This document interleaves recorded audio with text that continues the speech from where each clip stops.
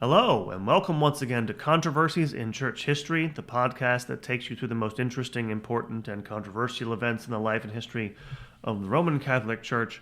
Welcome once again. My name is Derek Taylor, your host for the podcast. Just want to remind everybody you can find this podcast on all the major platforms, hosted by Spotify, but also available on Apple Podcast and pretty much everywhere else. You can also find Controversies in Church History on social media, on Facebook, Instagram, X, and also find our episodes on YouTube. I also have a website, churchcontroversies.com. You also, if you would like, can become a patron of the podcast. I have a Patreon account with episodes up there, as well as some bonus content for patrons. You also get early release dates on this stuff. So this podcast, this episode as I recorded, is on Monday in Holy Week. Patrons will get it first. So if you want early access and some extra stuff, come and become a patron of the podcast. Welcome once again to Controversies in Church History. Back again. Actually, the last thing you have heard from us would have been an interview. I hope you guys enjoyed that with Monique and Joseph Gonzalez about Guadalupe and the Flower World prophecy. This next episode is kind of a sequel, kind of the second of two parts for an earlier episode on the cult of the saints and the practice and belief of asking saints to intercede with people to God. And in this one, we're going to talk about something that's related. It's actually bound up with it, but it deserved, I thought, a separate treatment because it's controversial, so it needs a little more explaining, which is on the cult of relics. So the title of this is that the bones you have crushed may rejoice, a line from the Psalms, on the origins of the veneration of relics. So that's the question, right? We have to begin with, why venerate dead body parts? This is kind of this for some people. This is an uncomfortable thing, and if there's anybody listening here who's curious and they're a Protestant, you may get turned off by this. But I'm here to help. I'm here to explain this, and I can remember myself when I became Catholic. It was mostly an intellectual conversion. I didn't really think much about issues like this. I'll never forget the first time I saw relics. I was in Rome, a pilgrimage there, 2006. There was a wonderful priest along with his pilgrimage, and we were in, I think it was Santa Croce in Jerusalem, which is Santa Croce in Jerusalem. It's a Church of the Holy Cross in Rome. It's dedicated to relics that have to do with the Holy Cross. And we were looking at, there were chains, there were, I think, nails that were supposed to have been from the cross. And again, one of the things you may know about relics is you probably know something about their abuse, partly because of Protestant propaganda about them. And we were looking at some of the people on the pilgrimage. I'll never forget the priest came up to us and he had this really sort of embarrassed look on his face and said, my faith's not dependent on relics, and sort of scurried away. He was clearly sort of not comfortable with the idea. On the other hand, several years later, I don't think it was that much later now that I think about it. That was 2005. It was 2005 I was in Rome. I want to say it was 2007. Was the first time I ever venerated a relic. I was at a monastery, spending a week there during my spring break one year at Our Lady of the Annunciation in Clear Creek, Oklahoma. And some of you listeners may know what that monastery is, Benedictine Monastery in Oklahoma. And it was, I believe, memory's bad at this, March 21st, which is one of the two feast days for St. Benedict of Nursia, the patron of the Benedictine order. And so the priest brought out a relic of St. Benedict for us to venerate. Little case covered with a glass cover with his bone of his finger. And he brought it around there, and I venerated the relic by kissing the case. So, okay, what is this? Why do Christians do this? Why do Catholics do this? Why do, I should say, pretty much all Christians do this for the most part. Why do they do that? Again, the objections are pretty obvious. Well, it's some sort of pagan custom. And the first thing to note we're going to explain here is this is actually not the case. In fact, thinking that is largely a matter of forgetting its origins, which is where the sort of Protestant propaganda comes from about this. It used to be, and this is something I dealt with a couple of episodes ago on the iconoclast controversy. It used to be thought that the iconoclast emperors attacked the cult of relics during the iconoclastic period, but apparently there's not much evidence for this. And so the rejection of the veneration of relics begins with the Reformation in the Christian world.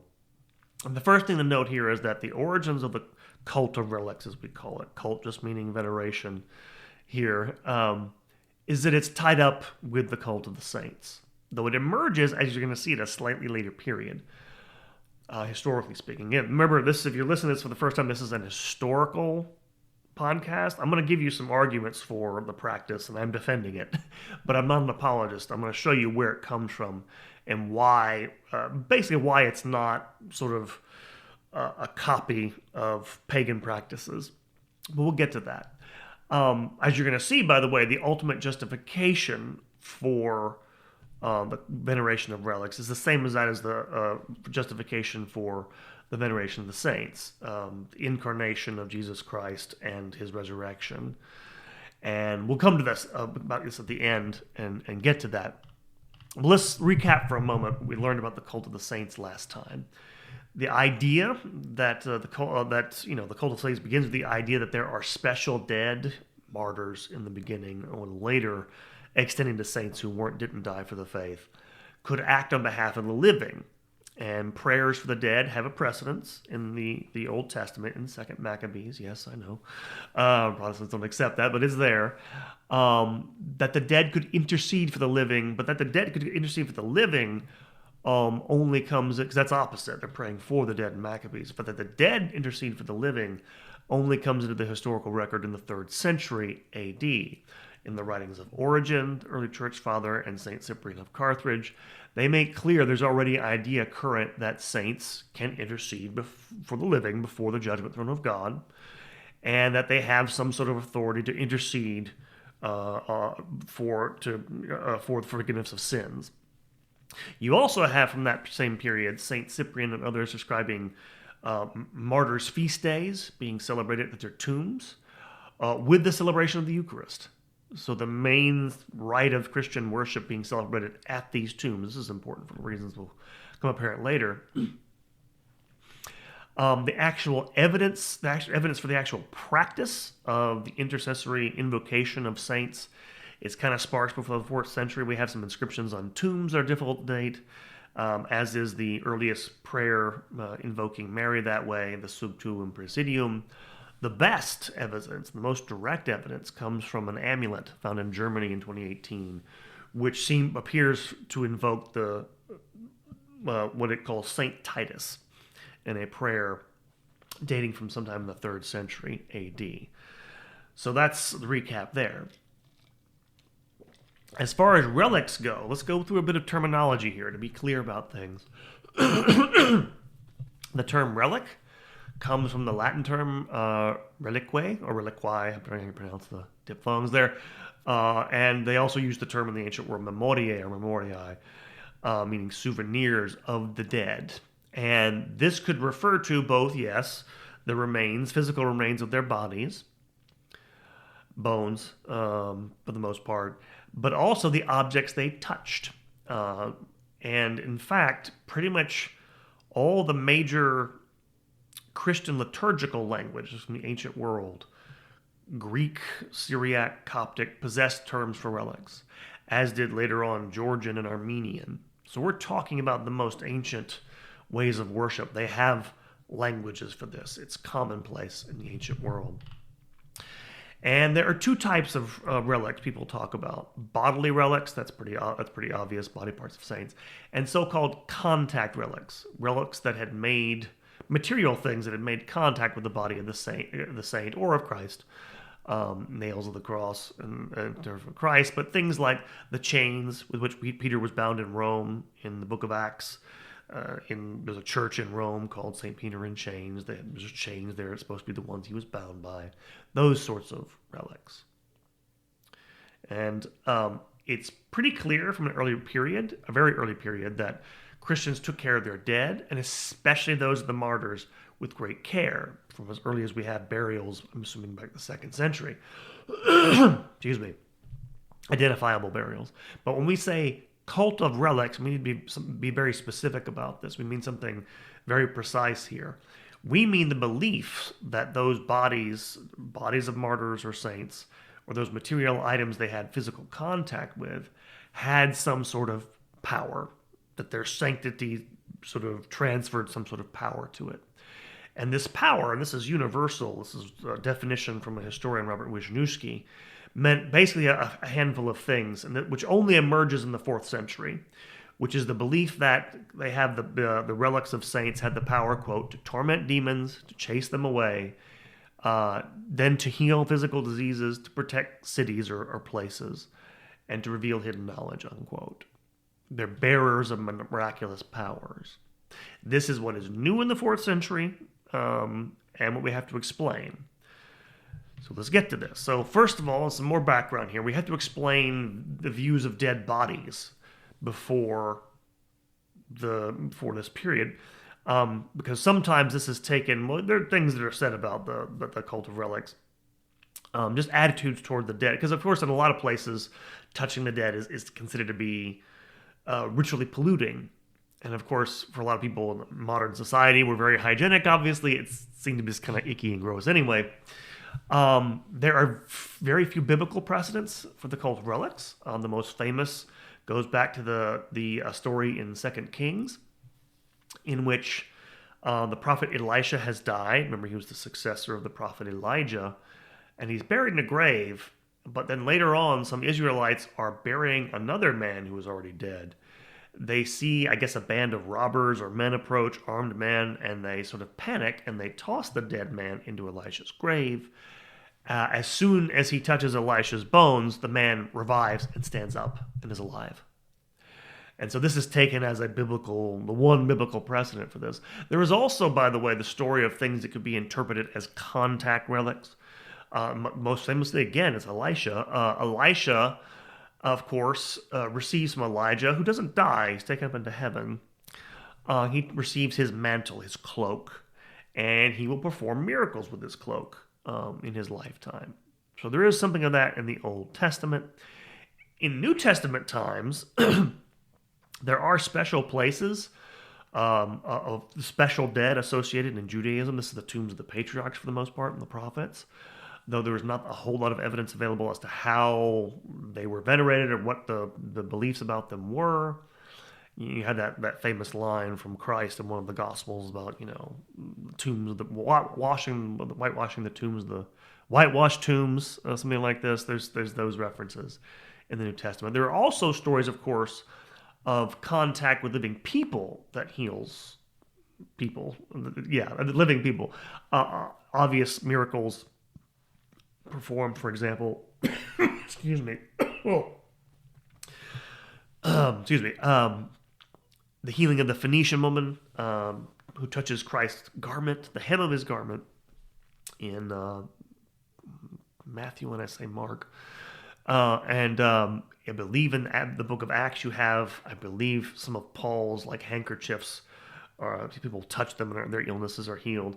And even people coming to be healed by Peter, who lay the sick in his shadow, and they're healed by his shadow. But there's nothing about their bodies or other items after they touched after death healing anyone. In terms of the Greco-Roman world, it's well known that Greeks and Romans had an aversion to dead bodies. Just one piece of evidence goes back very far is the play Antigone. This is the 4th century BC. The play turns on the lack of burial for the dead and the body being laid out, there being ritual pollution. But as people have noted, there seems to be an awareness, even that far back among the Greeks, that, dead bodies might spread diseases, so that's part of it as well, not just concerns about ritual pollution. But it should be pointed out that in most places it was true, most Greeks thought dead bodies were polluting in a ritual sense. But it varied from place to place. In some places, it wasn't taken that seriously, and so it wasn't totally universal. Same thing applies when you get to the Roman world. The so-called 12 tables, the first written laws in Roman history, specify that all burials have to take place outside the city. Again, dead bodies are thought to be ritually polluting. And in fact, it's not until later Christian times that it was only until later Christian times that you began to have cemeteries buried in the city itself, above ground. That's why, by the way, the only way you could have dead bodies buried in the city were normally below ground. That's why early Christians in Rome did bury them in catacombs. Well, even then, mostly was outside the city walls. There were exceptions to this, however, especially when you get to the later imperial period. Emperors, for example, Hadrian and Augustus both had mausoleums in the city, so it was not necessarily without exception. And similarly, a lot of the evidence we have for ancient Judaism seems to say that this is also a ritually polluting thing. Priests were forbidden to touch dead bodies. This goes back to Leviticus 21, verse 1, because it ritually pollutes them. But in the Mishnah, which is a collection of rabbinic traditions, which most people date from the 3rd century AD, later manuscripts, we only have later manuscripts of this, but it's pretty clear that it goes back a ways, probably before the cult of the relics emerges in the 4th century, which says that a person who touches a dead body would be among, quote, the fathers of uncleanness.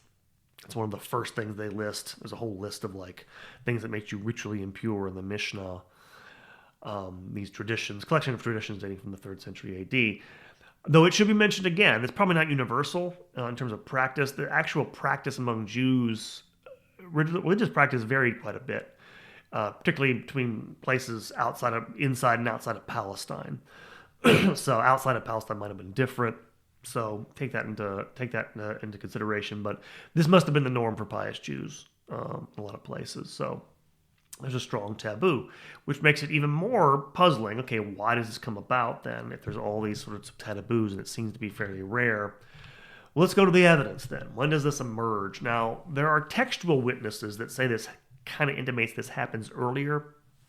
I'm not going to linger on them too much because the manuscripts go back to a later period.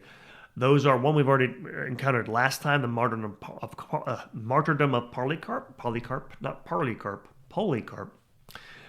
which depicts the martyrdom of St. Polycarp, and this is where his followers collect his ashes afterwards. And then later, the Acts of Thomas, an apocryphal work, which dates to the 4th century and is supposed to be about the Apostle Thomas. Both of these are kind of from later manuscripts. We can't tell if they reflect actual practice in the 2nd century, which they purport to say. And so we can't safely date veneration of relics with written evidence prior to the 4th century. It is clear, however, that the tombs of martyrs are already becoming very important by the 3rd century. The reason being that we actually have a law. The Emperor Valerian issued a decree in 257. This is the pagan Roman emperors at this point still, which forbade Christians to enter or assemble in what they call a koimateria, a Greek term which scholars think means tombs of the martyrs. So it's pretty clear they're already gathering in large numbers. We don't know why. We do know they were meeting there, as we'll see, for to celebrate the Eucharist and stuff like this, and to share meals there. But we don't know if they were actually venerating relics as yet. One of the earliest, we have another piece of evidence that's written in the 360s, unfortunately, but dates, veneration of relics to 295. This is Optatus of Milevis, records that a wealthy patroness named Lucilla was in the habit of kissing the bone of a martyr before she would take the Eucharist. And this is around 295 or so. But it seems to be impossible to corroborate. And he's writing in the 360s, nearly 70 years after this is supposed to have happened. And in particular, that text he's writing critically of this woman because she was a patron, apparently, of the Donatists. If you don't know who that were, a heretical group in North Africa. And so it's hard to say. And again, the usual caveats about oral tradition apply here, right? I don't doubt that this... It's very possible to me this could have begun earlier than this, but we do not have it being recorded until a later period, or at least ideas like that may have floated orally, perhaps. but not until the 4th century. And so what you have is like the cult of the saints, the veneration of relics seems to emerge out of the veneration of the martyrs. And the earliest stories about it we can verify are situated at their tombs. And as we mentioned before, this veneration of relics in terms of people crediting them with miraculous powers begins in the 4th century. Although it probably emerges out of a sense, and this is something Robert Wisniewski mentions in his book on the subject, out of a sense that the relics of martyrs somehow possessed power over evil spirits. And in fact, he notes that exorcists were already a minor order, listed as a minor order in the church for the 3rd century. Even more than this, you just have this sense that after the persecutions have ended in the conversion of Constantine in the 4th century, Christians must have felt a need to find their resting places, which they do. And this is where you begin to get the first stories. And again, people have been seeking the tombs of the martyrs before this. We know this. We mentioned that law in the 3rd century. There's epigraphic evidence in Rome in the mid-3rd century that Christians commemorated Peter, for example, in the catacombs in 258. Though it doesn't say what they did there. Which again, he already had his relics weren't there; they were elsewhere. But they're still commemorating them. They're not really sure how or why. There's graffiti from the catacombs of Saint Sebastian dating from 260, which invoke the apostles for a prayer and for celebrating a meal in their honor. And you had later written mentions, tantalizing ones, about attempts to move the bodies of Peter and Paul from Rome in the mid-3rd century. But they come from a later period and can't quite be verified. One from the 5th century, and then there's another one in the 6th century, a letter by Gregory the Great, who mentioned this, although none of these people mention venerating their relics. The first translations of bodies of martyrs, and again, they want them close because they think they have some sort of power to them, come from the 360s and 370s, in which the hymns of Saint Ephrem of Syria, great Syriac saint, testify to the translation of the body of Saint Thomas to the city of Edessa, where he was from, or where he made his name, I guess. As well as in the 380s by the pilgrim Egeria. She goes to Jerusalem, records her travels, but she mentions this happening. So at that time frame. As well, St. John Chrysostom in the late 4th century, as well as the Christian writer and historian Zosimon, both say that St. Timothy was translated. His body was taken to Constantinople in 356. Excuse me.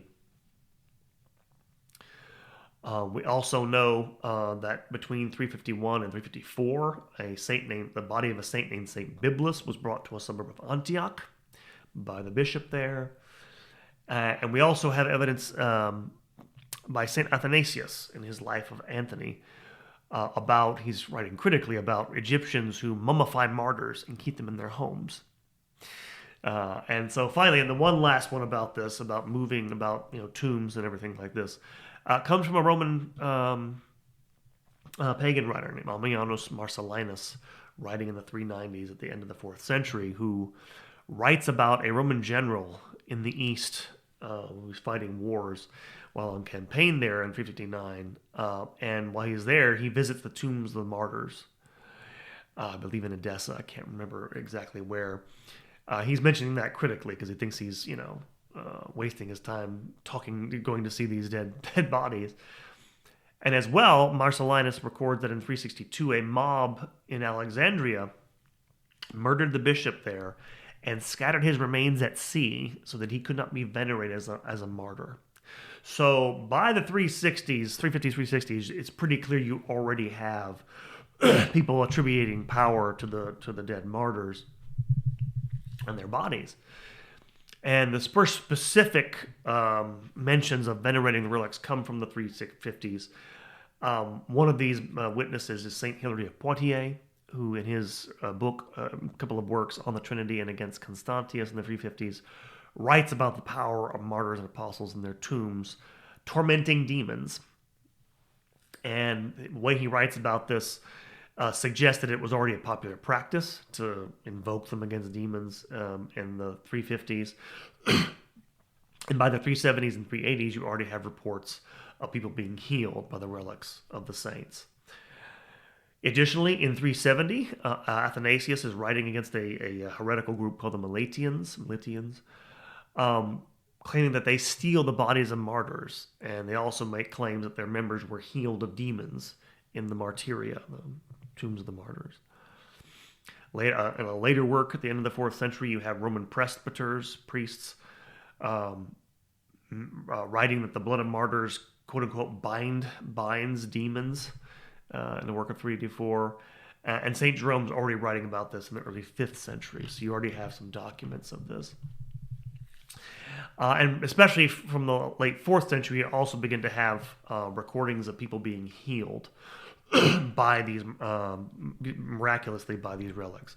379, Gregory of Nyssa mentions a soldier whose leg was healed by relics of the 40 martyrs of Sebaste, while in St. Ambrose, he tells a famous story about the discovery of the bodies of 2 martyrs, Gervase and Protasius. This is a story that's he tells in letters, and that later on Augustine of Hippo will write about in his work, the Confessions.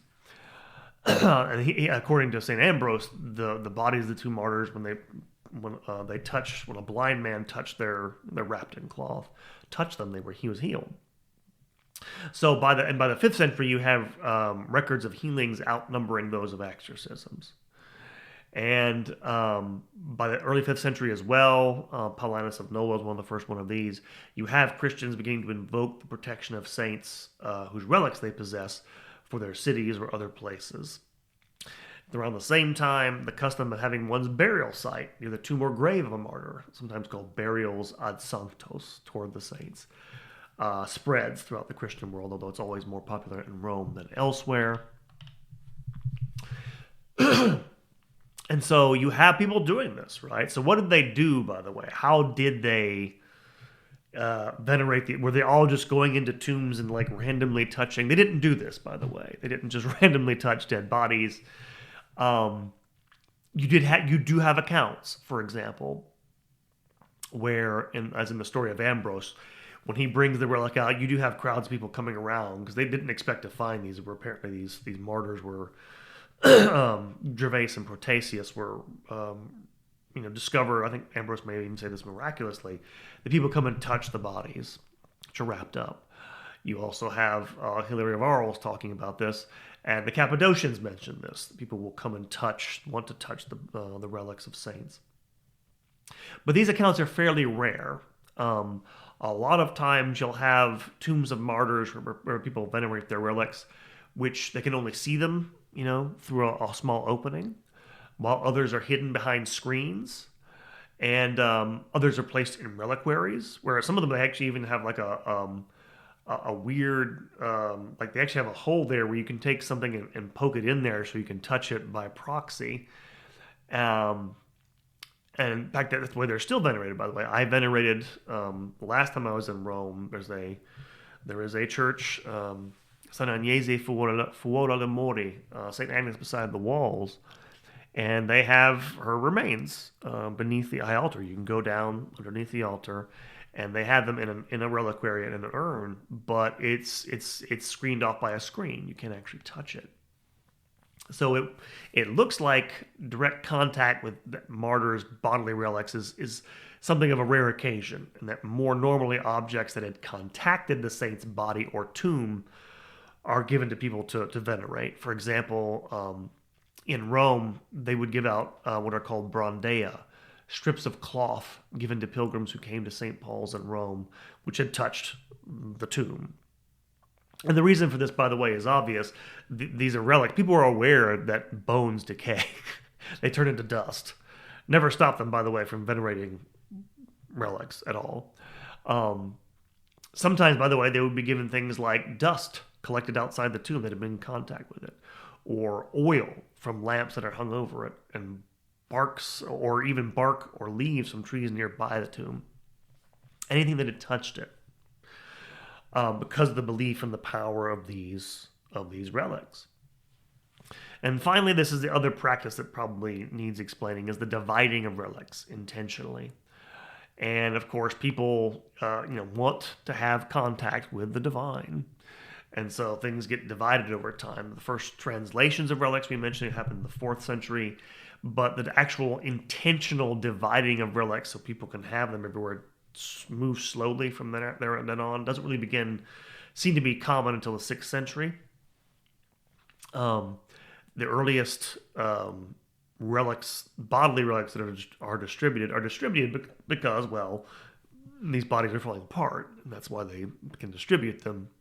But they did become an accepted practice, because we know this because in 787, the Second Council of Nicaea, this is an ecumenical council, made depositing relics beneath altars obligatory. And it needs to be said, by the way, by the time you get to the 6th century, this practice of venerating relics is universal. So much so that the great Peter Brown, in his wonderful book on the cult of the saints, and he's talking about relics, basically said that by the 6th century, insofar as the Christian world impinged, or as far as Christianity impinged on the world outside of it, it simply was shrines and relics. It was that widespread. So, okay, this is how it emerges. Okay, why does it emerge, and what's the reason for all this?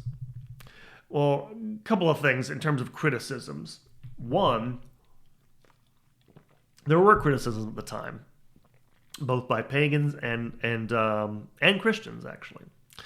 There's actually very little evidence, just to get this out of the way, of what Jews thought of the cult of relics in late antiquity. There's no mention of it in the Talmud. And Judaism does seem to evince some new attitudes toward death in the 6th and 7th centuries, but we don't know where it comes from. So it's kind of a odd lacuna there. By contrast, pagans, and this is usually, you have three very famous witnesses of among pagans who hated it.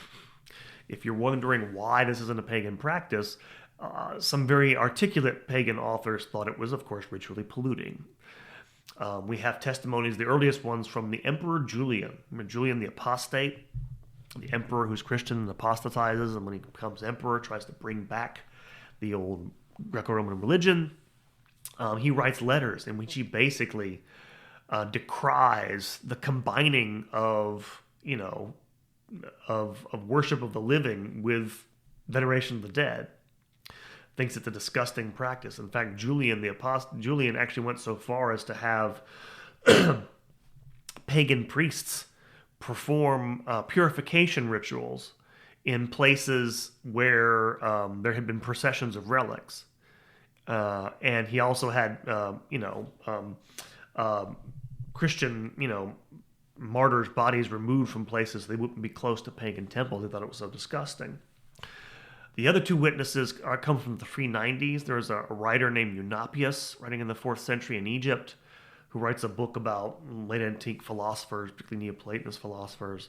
It's a famous passage. I won't read it here, but basically he talks about how these Christians will venerate these dead criminals as being somehow miraculous and touching their bones and calling them martyrs and all this stuff.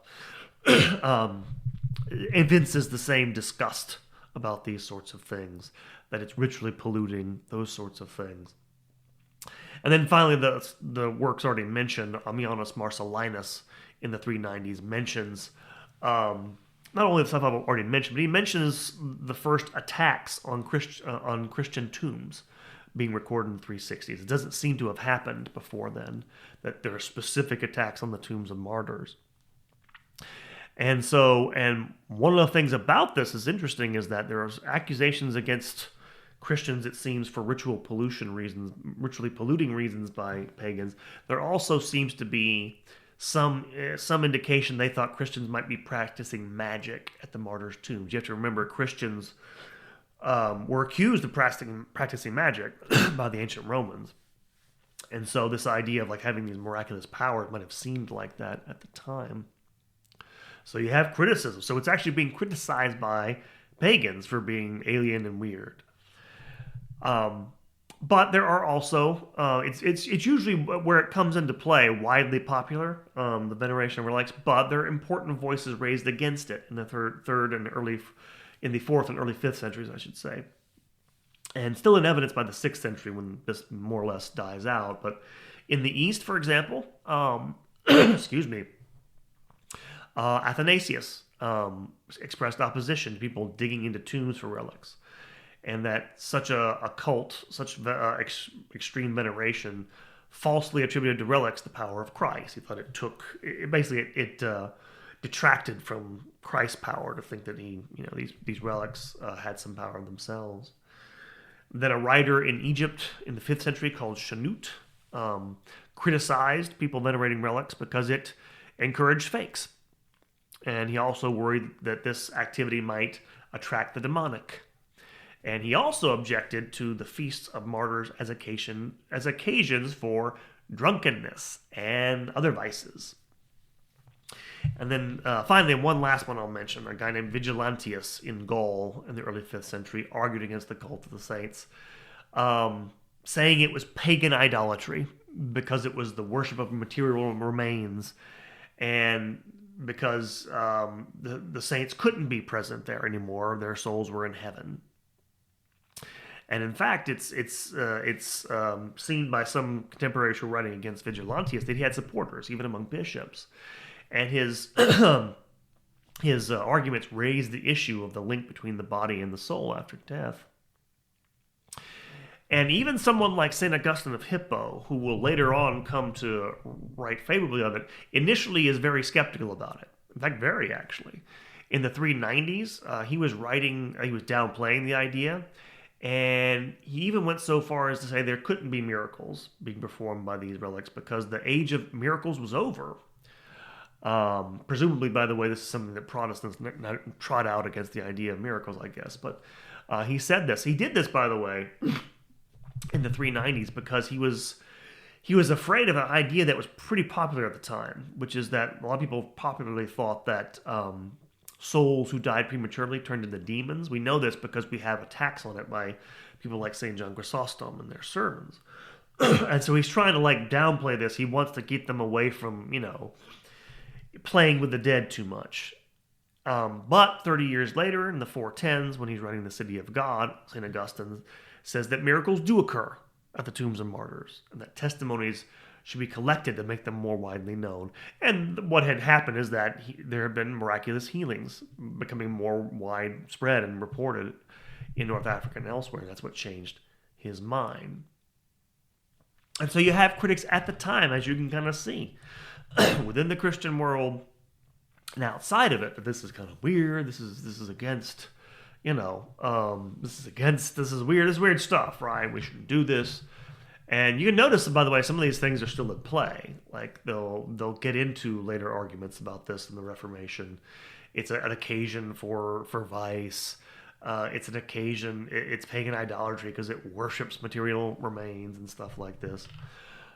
But you get responses to this at the same time, ones that will win out in the 4th and 5th centuries by major figures. People like Gregory of Nyssa, for example, will make the argument that the relics of the saints are powerful and that basically any part of their remains are deserving of veneration. This is the idea, which again, you can kind of see this in the Bible itself, that the power of the divine can be kind of transferred. And that seems to be something they extend. It's logical anyway. The most important one of these defenders is comes in the 5th century. Another writer from Gaul who's writing against Vigilantius there in the 5th century. I don't know if I'm pronouncing this name correctly. It's either Vitricius or Victricius. I'll go Vitricius because it's easier to say. He's a Western Latin writer who writes and makes the argument that because Christ has joined his divinity with human nature, and you have to remember that is the definition in the councils of the 4th and 5th centuries, that Jesus Christ, this is Chalcedonian orthodoxy, has two natures, human and divine, without admixture, without poisoning each other, perfectly joined. That therefore they share in the same power. All parts of the human person have now been kind of elevated by this. And that's why you can't, I guess, deny that power can be exercised through these remains. Which, of course, we'll get into in a second, some of the implications of this. But he's invoking, of course, the incarnation. And you will have even fuller defenses of relics in the 6th century by Gregory the Great, and another writer named Stratios of Constantinople, and then finally in the 7th century by the Anastasius of Sinai, by which time the cult of the relics pretty much triumphs most everywhere. So, about this triumph. Okay, why did this triumph? You could understand all this and still ask, okay, why is any of this necessary? Wasn't the veneration given to their saints and relics, if not an affront to God, at least a dangerous distraction from our worship of him? You could criticize, I suppose, veneration of relics today as an anachronism. You could say, well, that made sense in the 4th century, right? But you shouldn't go imitating people in the 4th century or the 6th century or whatever. I sometimes hear a version of this, by the way, when people criticize, of all things, charismatic Catholics, like the idea that, you're speaking in tongues or something, like it may have happened in the book of Acts, but it shouldn't happen today.